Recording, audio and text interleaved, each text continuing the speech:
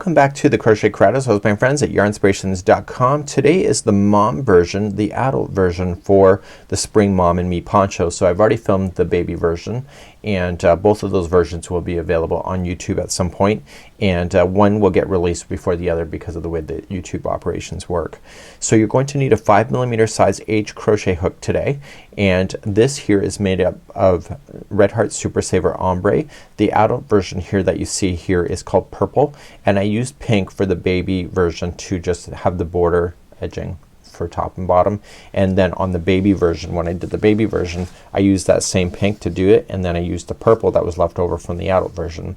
This is considered a fashion poncho, meaning that it's at the length of fashion, but you can go bigger if you want to, but you'll need to get more yarn of the purple, of the main color, if you would like to make it bigger, and that's something that you'll have to consider.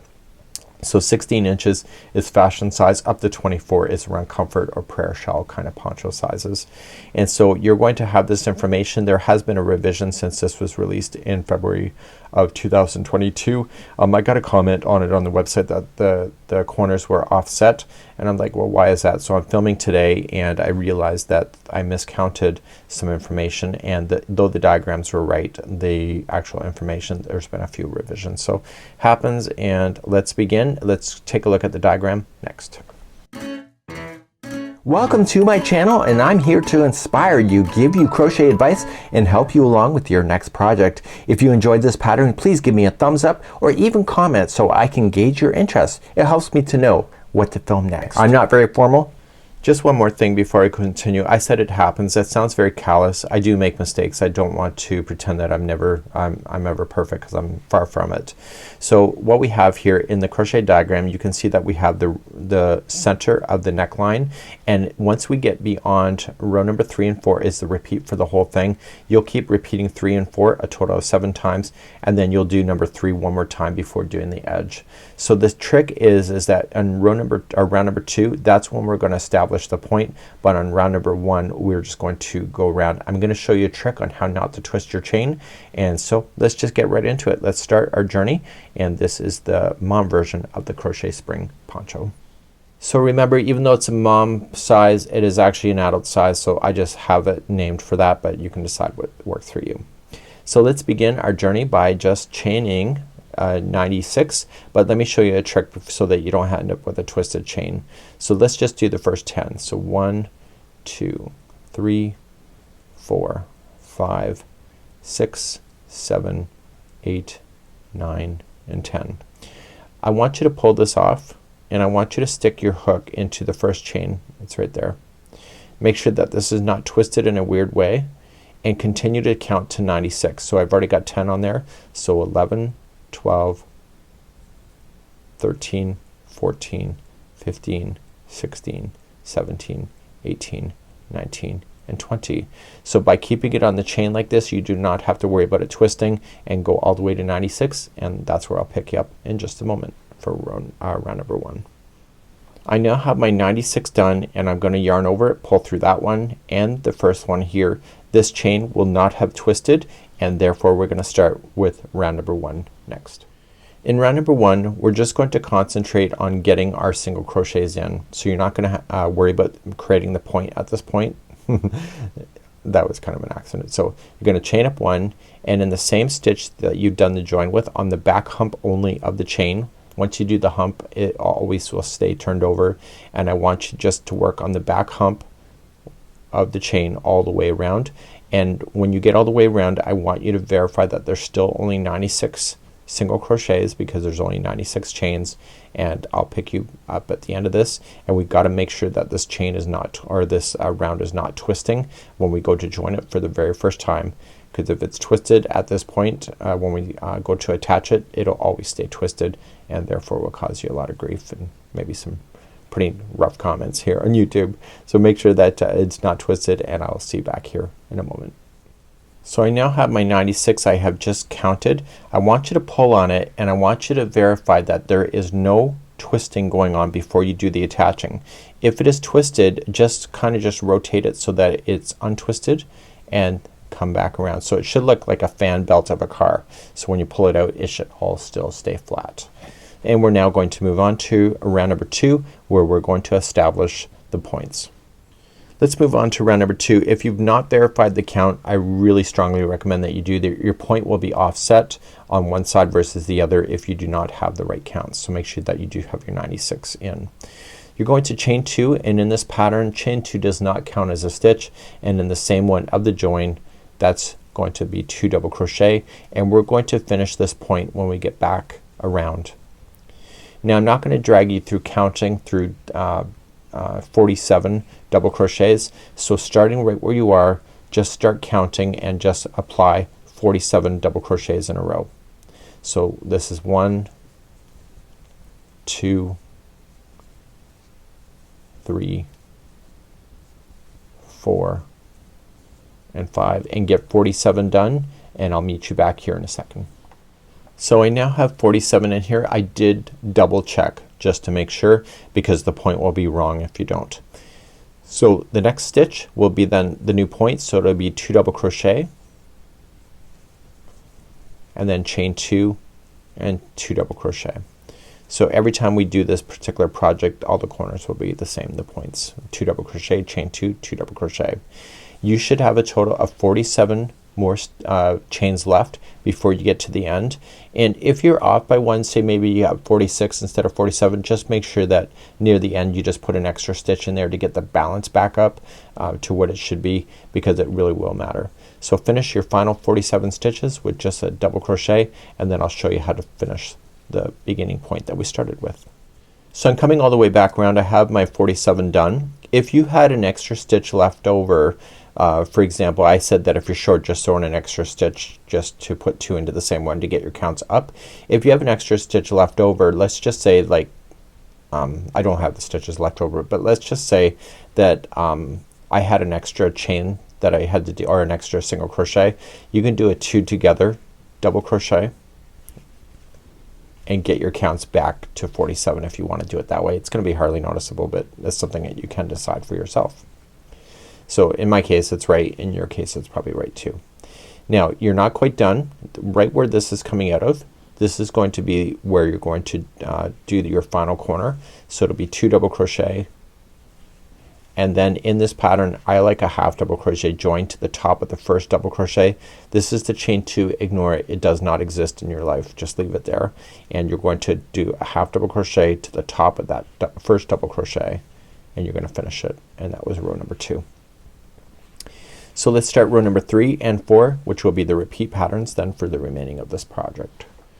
So now that we know where the points are, they're completely the opposite to each other and they're spaced right, you can just axe the counting, throw on the television, and enjoy your life. So now you can just chain up 2, and that's not going to count as anything, so don't you dare count that, and you're going to put in 2 double crochet to start.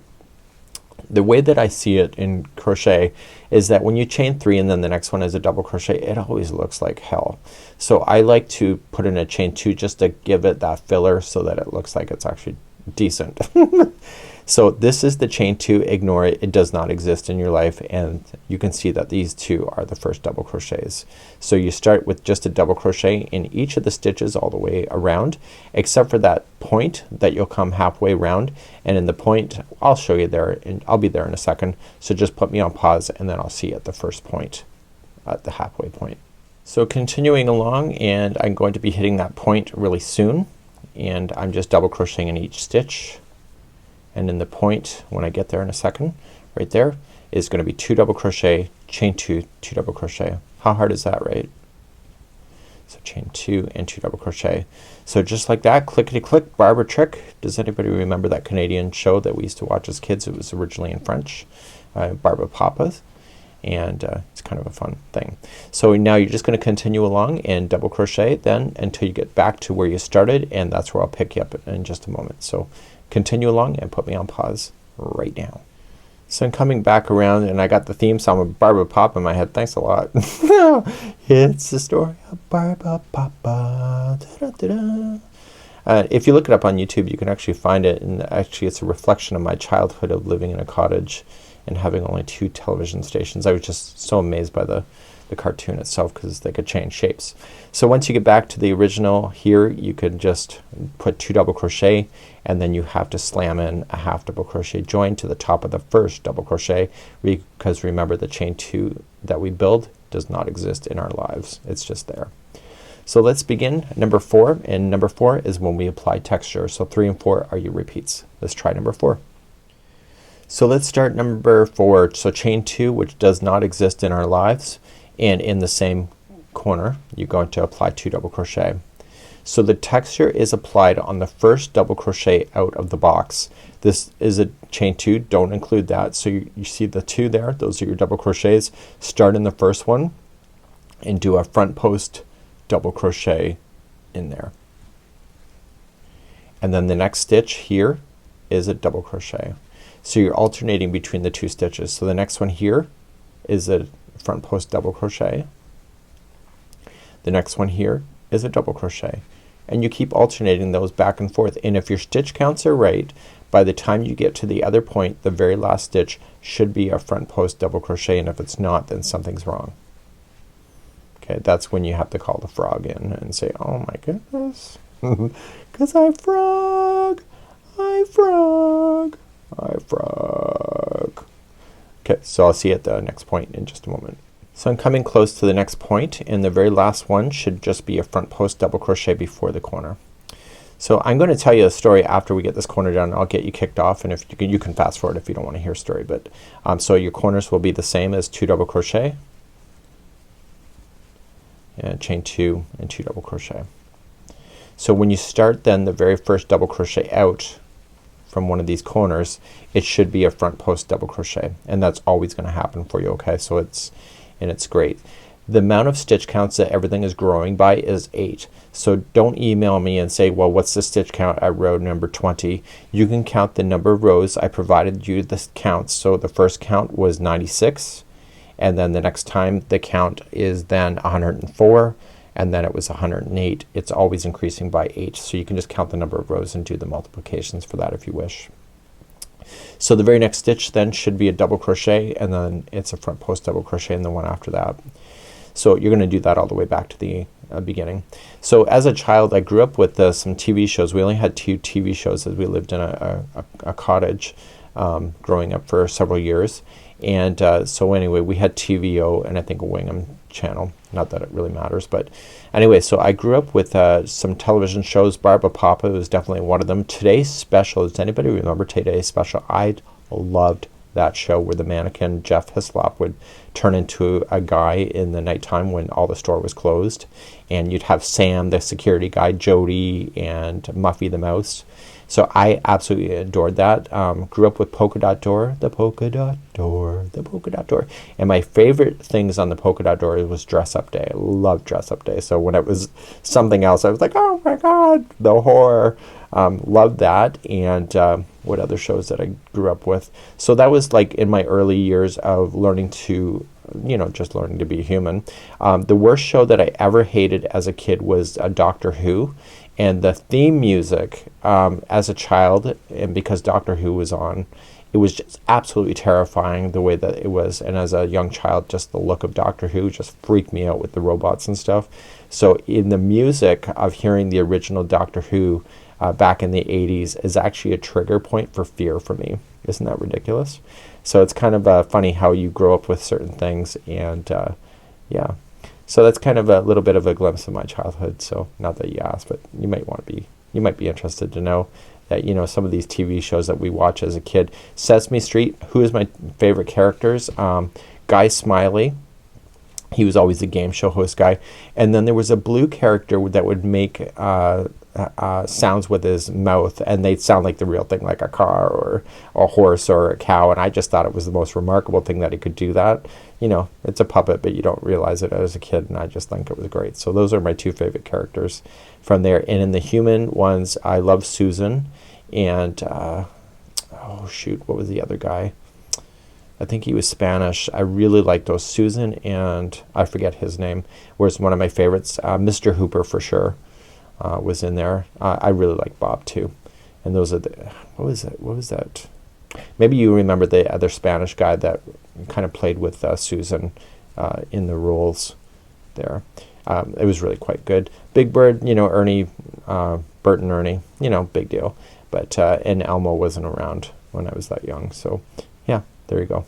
Now I've talked my way through a side. My closed captioning team is gonna get you like, Michael, shut up. So we're coming all the way back around. So hopefully you're still awake. Kind of gives you perspective on the people behind the camera. So if I'm coming all the way back, the last one here should be a front post double crochet.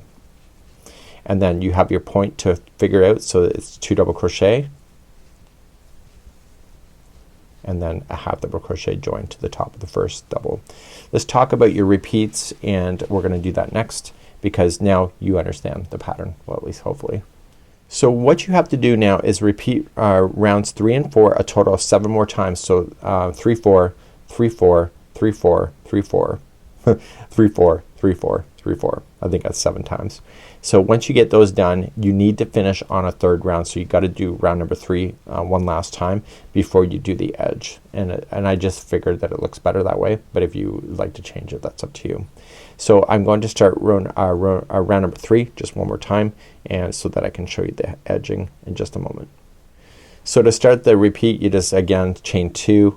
You're just gonna double crochet twice in the same point. The chain 2 does not exist, and therefore you go into the first double crochet. That's a chain 2, so you're gonna ignore it and just continue just to double crochet now yourself all the way to the next point. The next point will be 2 double crochet, chain 2, 2 double crochet. Enough with the stories today, and I'll see you back here when we get all the way around, and then I'll show you the edging in just a moment. So I'm coming all the way around and I want to finish the corner. This was round number 3 again. So you continue to round number 4 if you would like to build it out, of course, and then 3 and 4 and etc. But you want to finish on a number 3 in the end. So just join it with the half double crochet. So you can add a new color if you want to fasten off at this point and add a new color for the final trim. That's what we're going to do next, and I'll show you how to do the edging. So continue to go along and grow it out as big as you want, and let's do the final edge. If you are going to change the yarn and fastening off, you'll join it here on the back side, so right where all the other joins are, and that's where you're going to begin, and you'll just slip stitch to join chain 1 and then apply what I'm about to show you. Make sure that the right side is facing out. You can kind of tell where the texture is to be able to let you know where that is. So you'll chain 1 if you're not changing your yarn out, and just put in 3 single crochets into the corner. So the corners of this will always be 3 single crochets. Ignore this chain 2 because it doesn't exist in our lives, and continue then to apply 1 single crochet into each stitch all the way to the next corner. In the next corner, please do 3 single crochets and then continue along the side until you get back to where you are here. I don't think I need to show you how to single crochet 3 times into a corner because I just did it. So I'll see you at the end of this round in just a moment. So I'm coming back around and voila, clickety click, barber check. Okay, so coming all the way around, I've already handled the corner so I don't have to worry about that, and I'm just gonna slip stitch to the first one. Let me show you how to weave in the ends. So any ends that you have, do the same thing. I won't show you how to weave in the ends at the end of this video like I normally would, because I'll do it right here. Turn it to the back side. You can see the texture is different on the back, and then just grab a tapestry needle, and it is a wearable so you want to take your time. The best way to do this, and people have been commenting lately that this kind of thing is falling out, when you put it in, make sure that you are trying to separate some plies between each other. So if you sneak behind the stitches and just like literally go and not and just squeeze yourself between stitches, then that can just weasel its way out. But if you go and start splitting plies intentionally, it's much harder to get out. And even if you split the ply that you're using when you went through the first time, again, lock, lock, lock, and it's much better. And you want to do this a total of 3 times. Noticing that the hook never went to the other side. So you're just gonna pull through and then snip, voila. So let's do the collar trim next. It's the last thing to do today, and let's move on. Let's do our collar, and we're just going to apply some new yarn to your hook. Go to where you've been working with it on the back and keep the right side facing up, so towards you. And I'm just gonna pull that tighter, and we're not going to add any stitches to this, and I'm gonna put the straggler of the starting with it, and I'm just going to attach it, chain 1, and then we're gonna begin. So I leave the stragglers down on top so I can trap it in. So right where you joined it, single crochet, going right up over top of those 2 stragglers that you have. It saves you from sewing them in later. Take them about 2 inches, and you're just gonna single crochet yourself all the way around. Because I have been transitioning in the coloring of this yarn, this color will be a different color. And if you prefer something else, then use something else. It's up to you. And as soon as you have it buried enough, just kind of pull on it. You can snip it at this point if you prefer. You can throw it through your tapestry needle if you want to. It's up to you. You are the artist, right? So continue around, just single crocheting around the top trim here, and I'll be right back in a moment. And I'm gonna come right to the end. Bada boom, bada bang. I'm going to slip stitch to the very beginning, and that's the end of my story. So I've already shown you how to weave in your ends. So snip your yarn, grab your tapestry needle, turn it to the back side, go back and forth into the fibers a total of 3 times, and therefore this would be just the top of the color if you were gonna finish right now. But this will continue to build out, and let me just zoom you out here. This is the back side. You can see the transitioning is happening. You'll see that the transitioning happens much quicker in the steps because it is bigger versus the child version that we filmed earlier today. So this is kind of fun, and it is now April 2022, and today is a great day. It's actually Good Friday today. So here I am working. We'll see you again real soon. Bye bye.